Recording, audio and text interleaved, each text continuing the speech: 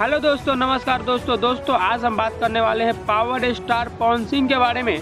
दोस्तों आपको पता है कि पवन सिंह अपने बर्थडे पर हर साल एकदम तहलका वाला गाना रिलीज करते हैं और इस साल भी दोस्तों तहलका वाला गाना रिलीज करेंगे ही करेंगे दोस्तों। लेकिन कौन सा गाना करेंगे, हमारी इस वीडियो में बात करने वाले हैं कि पवन सिंह अपने बर्थडे पर किसके साथ और कौन सा गाना कर रहे हैं दोस्तों। तो चलिए वीडियो को शुरू करते हैं।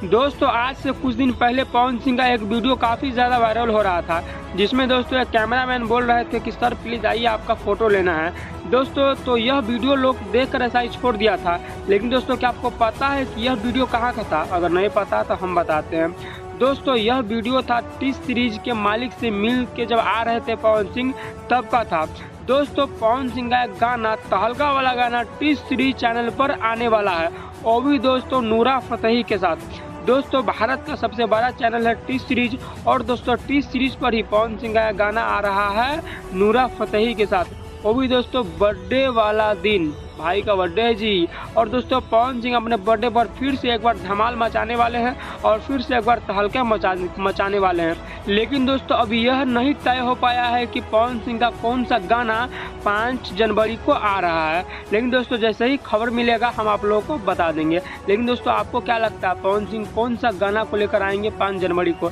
कमेंट करना मत भूलिएगा। मिलते हैं अगले वीडियो में, बाय बाय।